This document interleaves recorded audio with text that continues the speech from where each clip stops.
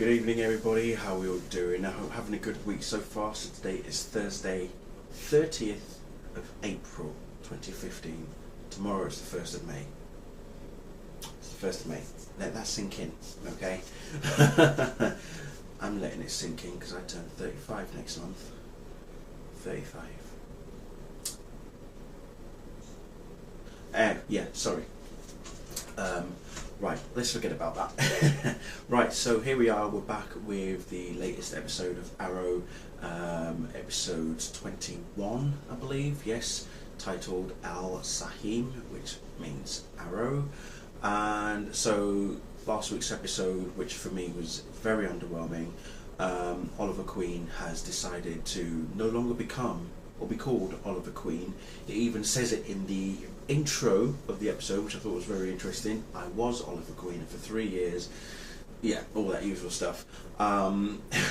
So he's now fully embraced his new destiny as such. He is now Sah-Him. He is heir to the demon, aka Ra's al Ghul.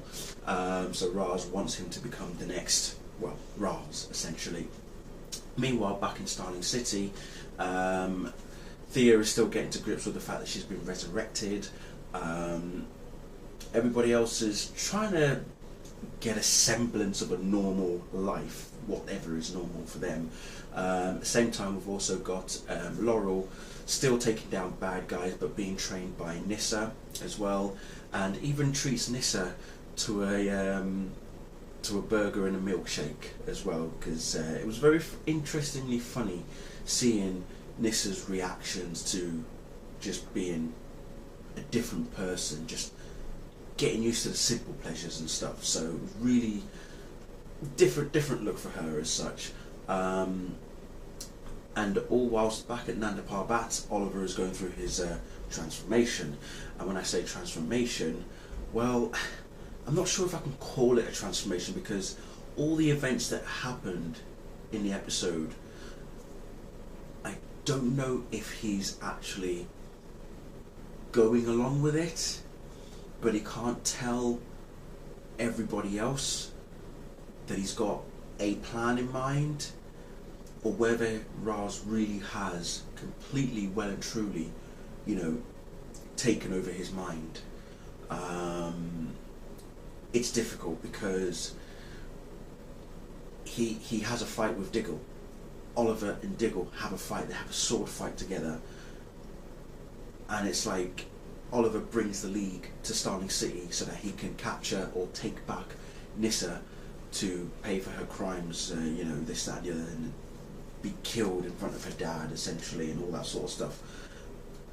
And yet I just feel, even though I've just watched the promo for next week's episode, which is titled "This Is Your Sword," we finally see Katana in her garb. Can't wait to see how that goes. Again, I still believe, I personally believe that Oliver is still Oliver Queen. He is not fully Sah-Him. The reason I say that as well is if you've watched the Flash trailer as well for the next few episodes, you will see that Oliver Queen comes to Central City and helps out. So, it's very difficult to comprehend if Oliver is truly become, Sah-Him, or he is play acting. And if he's play acting, I tell you what, it's a damn good cover that he's pulled over himself and everybody else as well. So who knows? I'm still not comfortable with Felicity. I just, is it me, or has she just become the worst character possible now? I mean, when she first started, we were all like, yay, an interesting new character, this, that and the other, and I don't know, for me she's just gone downhill throughout season 3. It's almost like the focus has all been about her, just because she's in love with Oliver and all that sort of crap. And it's like, well, girl, get over yourself.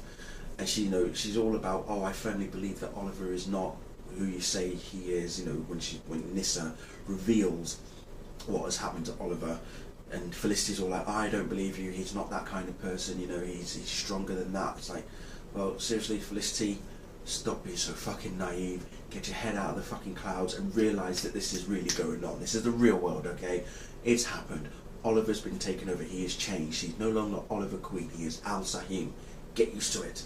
Of course, she was proven wrong, but again, as I say, for me, I do think Oliver's got some sort of extravagant plan going on for himself and everybody else, so who knows how it's all going to turn out.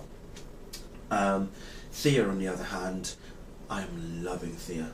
I love the fact that she's back. I'm glad that she wasn't dead for a long, that she wasn't actually dead, but she gets news about Roy, and at the same time decides that she wants to be part of Team Arrow as well, and we actually do see her,